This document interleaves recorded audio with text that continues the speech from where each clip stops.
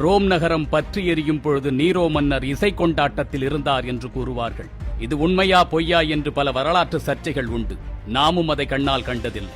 ஆனால் இந்தியாவின் தலைநகரம் பற்றி எரியும் பொழுது தமிழ்நாட்டு மந்திரிகள் எல்லாம் சினிமா கொட்டகையில் அமர்ந்து விசிலடித்துக் கொண்டிருக்கின்றார்கள். ஒரு பதவிக்கென்று குறைந்தபட்ச மரியாதையை கூட உங்களால் கொடுக்க முடியவில்லை. ஒரு வேலை நாளிலே காலை 10 மணிக்கு 9 மணிக்கு திரையரங்குகளுக்கு அதிகாரிகள் புடைசூழ சென்று திரைப்படம் பார்ப்பதன் மூலம் இந்த சமூகத்திற்கும் இளைஞர்களுக்கும் வாழ்ந்து கொண்டிருக்கக்கூடிய எதிர்கால தலைமுறையினருக்கும் நீங்கள் என்ன சொல்ல வருகின்றீர்கள்? ஏற்கனவே என்னுடைய தமிழ் சமூகம் சினிமாவால் சீரழிந்து சிந்தனையில் சீழ்பிடித்து நிற்கின்றது. மேலும் மேலும் அதே சீர்கெட்ட சீரழிந்த கேவலமான கேடுகட்ட பாதையை ஏன் நீங்கள் தொடர்ந்து முன்னுதாரணம் ஆக்கிக் கொண்டே இருக்கின்றீர்கள்? நீட் தேர்வுக்கு எதிரானவர்கள் என்றுதானே நீங்கள் எங்களிடம் உங்களை அடையாளப்படுத்திக் கொண்டீர்கள். நீட் தேர்வுக்கு எதிராக இந்தியாவை கொந்தளிக்கும் பொழுது உங்களால் எப்படி ஒரு திரைக்கு முன்னால் அமர்ந்து விசிலடிக்க முடிகின்றது, கைத்தட்ட முடிகின்றது, ஆரவாரம் செய்ய முடிகின்றது? மற்றொரு புறத்தில் பார்த்தால் தங்களின் உரிமைக்காக போராடுகின்ற மாணவர்களை சர்வதேச பயங்கரவாதிகளை போன்று நடத்துகின்றது மத்திய அரசு. பெண் பிள்ளைகளுக்கு வழங்க வேண்டிய அடிப்படை கண்ணியத்தை கூட வழங்காமல் காட்டு மிராண்டிகளை போன்று நடந்து கொள்ளுகின்றது. தங்களுக்கு என்ன வேண்டும் என்பதை மாணவர்கள் தான் முடிவு செய்ய வேண்டும். தங்களுக்கு எது சரியானது என்பதை மக்கள் தான் முடிவு செய்ய வேண்டும்.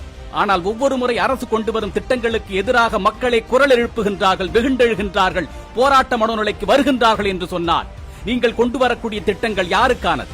மக்கள் எதிர்க்கக்கூடிய ஒரு திட்டத்தை எதற்காக மக்களுக்குள் திணிக்கின்றீர்கள்? குடிமக்கள் தங்களுக்கு தேவையில்லை என்று சொல்லக்கூடிய ஒரு விடயத்தை எதற்காக நீங்கள் வலுக்கட்டாயமாக நடைமுறைப்படுத்துகின்றீர்கள்? எங்களுக்கு என்ன தேவை என்பதை நாங்கள் தான் முடிவு செய்ய வேண்டும்.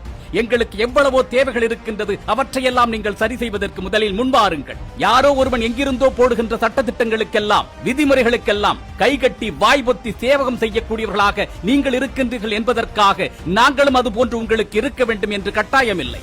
அனைவருக்கும் ஒரே மாதிரியான நுழைவுத் தேர்வு என்று கொண்டு வரும் நீங்கள் அனைவருக்கும் ஒரே மாதிரியான கல்வி முறையை வழங்கி இருக்க வேண்டும். வழங்கினீர்களா? கிராமத்தில் பயிலக்கூடிய ஒரு அரசு பள்ளி மாணவனுக்கும், மெட்ரிக்கில் படிக்கக்கூடிய ஒரு மாணவனுக்கும், சிபிஎஸ்இ பள்ளியிலே படிக்கக்கூடிய ஒரு மாணவனுக்கும் வெவ்வேறு பாடத்திட்டங்களை வகுத்து கொடுத்துவிட்டு அனைவரும் நீட் என்று வரும்பொழுது ஒன்றாக தேர்வு எழுத வேண்டும் என்பது எந்த மாதிரியான மதிப்பீட்டு முறை? அவ்வளவு கட்டுப்பாடோடு நடத்தக்கூடிய ஒரு தேசிய அளவிலான நுழைவுத் தேர்வில் எப்படி தவறுகள் நடந்தது? அந்த வினாத்தாள்கள் எப்படி வெளியானது? இதற்கு நீங்கள் என்ன பதில் சொல்ல வேண்டும்? நாங்கள் எல்லாவற்றையும் பொறுத்து கொண்டு போக வேண்டும். தேர்வு எழுதுவதற்காக வரக்கூடிய எங்கள் வீட்டு பெண் குழந்தைகளை சொல்வதற்கே கூசக்கூடிய விடயங்களை எல்லாம் நீங்கள் செய்திருக்கின்றீர்கள். இவ்வளவு கட்டுப்பாடுகள் மாணவர்களுக்கு உண்டு. ஆனால் நீங்கள் நீட்டு வினாத்தாளையே கசிய விடுவீர்கள். நாங்கள் கேள்வி கேட்க கூடாது, வாய்ப்பொத்திக் கொண்டிருக்க வேண்டும். நீதி கேட்டு போராடக்கூடிய எங்களுக்கான நீதியை வழங்குங்கள். அதை விடுத்து உங்களது அதிகாரத்தை பயன்படுத்தி எங்களுக்கு அநீதி இழைக்காதீர்கள். அது ஜனநாயக படுகொலை. எங்களுக்கு எதிராக இழைக்கப்பட்ட தவறுகளுக்கு தார்மீக பொறுப்பேற்றுக் கொள்ளுங்கள்.